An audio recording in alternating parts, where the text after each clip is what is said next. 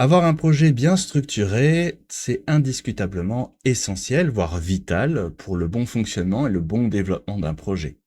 C'est tout aussi essentiel quand on apprend un nouveau langage. Et vous allez voir qu'avec Rust, il y a des petites choses à connaître pour que ce soit plus confortable et plus facile pour vous.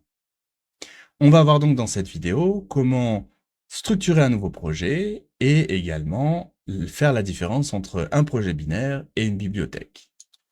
Je me présente, je m'appelle André Leclerc, je suis tuteur référent pédagogique chez O'Clock et on va voir aujourd'hui tout ça ensemble. Dans un premier temps, voyons à quoi ressemble avec l'outil Cargo un projet quand on en démarre un nouveau avec la commande Cargo New, je vais l'appeler First Project. Je vais me rendre dedans et je vais tout simplement regarder à quoi ça ressemble. Je vais donc avoir les éléments qui concernent le guide, pour le moment on peut les ignorer. Notre fichier cargo.toml, vous pouvez regarder la première vidéo sur comment installer Rust où j'en parle un peu plus en détail. Et surtout un dossier SRC, un dossier source. Si je vais à l'intérieur de ce dossier source et que je regarde ce qu'il y a dedans, on va voir qu'il y a un fichier main.rs. Si je regarde ce qu'il y a dans ce fichier main.rs, je vois qu'il y a une fonction qui s'appelle main avec un print hello world. Maintenant, si je fais un cargo run, donc j'exécute mon projet, automatiquement, il va m'exécuter println avec hello world. Donc, le cargo new ici va nous préparer les prémices d'une structuration, alors qui est plutôt orientée binaire, on va y revenir juste après. La chose qui est intéressante, c'est qu'on a un point d'entrée. Le point d'entrée, il arrive ici, il sait que quoi qu'il arrive, il faut qu'il aille dans le dossier src, dans le fichier main.rs et dans la fonction main, et exécuter ce qu'il y a à l'intérieur. Notre point d'entrée se fait ici.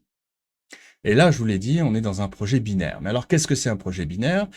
Ça a pour but de produire un exécutable qui va fonctionner de manière autonome. C'est un logiciel, tout simplement. Et pour ça, il a besoin de définir un point d'entrée très précis, c'est celui que je viens de vous expliquer. Néanmoins, il peut y avoir d'autres dossiers qui sont optionnels, qui peuvent être mis en place, peu importe que ce soit un dossier, que ce soit pardon, un projet binaire ou une bibliothèque. On va retrouver par exemple des dossiers tels que test, qui permet de mettre tous ces tests unitaires, et dès qu'on va utiliser la commande cargo test, tout simplement, il va exécuter les tests unitaires présents dans ce dossier. On a également le dossier exemple, avec à l'intérieur tous les exemples qui sont réutilisés également pour créer de la documentation. On peut également avoir le dossier bench, qui est tout simplement les tests de performance de notre projet. Il y en a plein d'autres comme ça, des dossiers que vous verrez au fur et à mesure de votre apprentissage, mais c'est important de connaître déjà la base, et aujourd'hui on voit surtout comment bien structurer un projet, un nouveau projet qu'on met en place. Comme je vous l'ai dit, celui-ci, le cargo new, permet de démarrer un projet binaire, donc avec son fameux point d'entrée. L'autre type de projet qu'on peut créer, c'est un projet dit de bibliothèque. En anglais, on va dire librairie, et parfois on raccourcit en disant lib.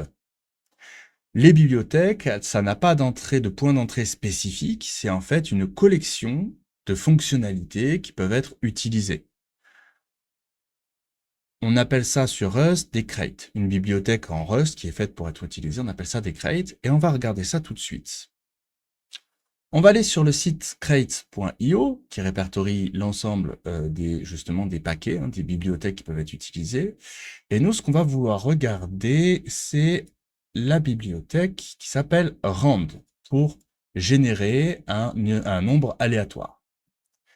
Et c'est là aussi un projet Rust qui va être tout simplement programmé, développé en Rust. Et on peut aller y jeter un coup d'œil, puisqu'ici, dans la documentation, on voit qu'il y a le repository avec les fichiers sources.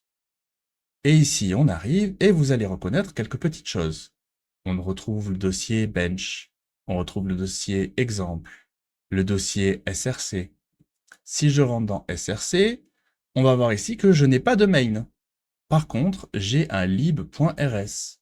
Le lib.rs, il est important pour les bibliothèques puisque c'est à l'intérieur qu'on va pouvoir répertorier les différentes fonctionnalités qui peuvent être utilisées dans notre bibliothèque.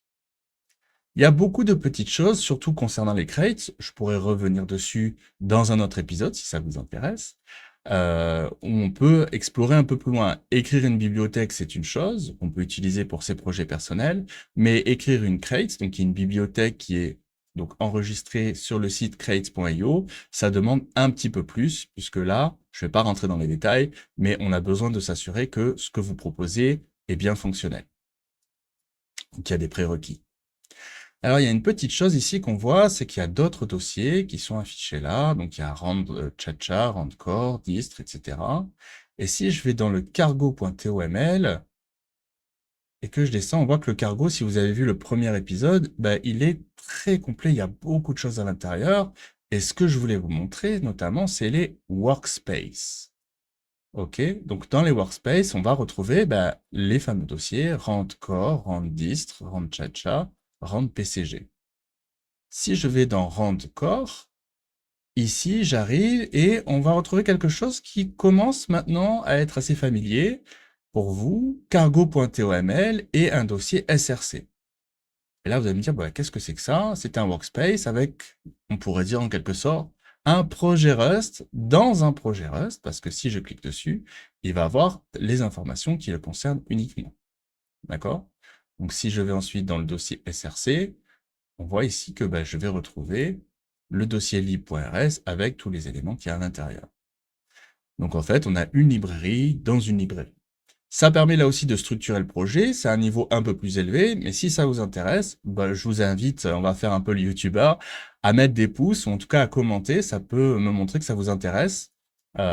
Pour un prochain épisode, pourquoi pas, ça pourrait être intéressant de vous parler des crates et d'aller un petit peu plus loin avec les structures comme les workspaces. Là, je vous ai montré une librairie. Et un autre truc qui peut être intéressant, c'est de vous montrer un projet binaire. Un projet binaire, je vous l'ai dit, c'est un logiciel, somme toute. Et moi, j'utilise un logiciel au quotidien. C'est celui-ci, c'est le terminal. Et ce terminal, il s'appelle Alacrity. On va aller, alors on a de la chance, c'est un projet open source. On va aller donc sur le repo de Alacrity, donc qui est un terminal écrit en Rust. Et ici, on va retrouver des trucs intéressants, comme par exemple le cargo.toml. Mais si on regarde, on ne voit pas de dossier src ici. Bon, on va quand même jeter un petit coup d'œil dans cargo.toml et on voit qu'il y a différents workspaces. Donc il indique, OK, il y a différents éléments de travail, dossiers de travail dans lequel on peut aller. Si je me place dans Alacrity, le tout premier, ici je vais retrouver mon cargo.toml avec tous les éléments qui le concernent, et on voit également que j'ai mon dossier src. Et dans ce dossier src, on va retrouver le fichier main.rs. Et si je vais à l'intérieur, je vais retrouver ici ma fonction main, qui est mon point d'entrée pour mon logiciel. Vous voyez donc qu'il y a les projets qui sont très loin dans leur conception. Là, ils sont vraiment aboutis comme projet, hein. Il y a énormément de dossiers, il y a des workspaces, il y a des dossiers, ici je vous en ai pas parlé, mais vous avez le dossier doc qui va générer la documentation, en l'occurrence d'Alacrity, avec toutes les informations utiles. Il y a encore plein d'autres dossiers, mais qui viennent par la suite quand on fait agrandir notre projet.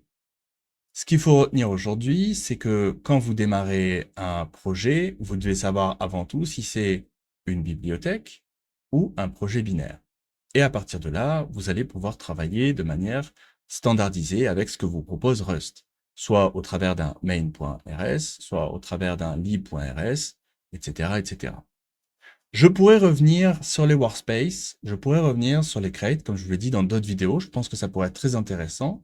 Il y a également un autre point qu'on n'a pas encore abordé, mais qui sera très intéressant quand vous allez évoluer. C'est tout simplement la gestion multifichiers au travers de modules. Mais ça, on y reviendra un petit peu plus tard. En attendant, amusez-vous bien sur Rust, et je vous dis à une prochaine pour une autre vidéo.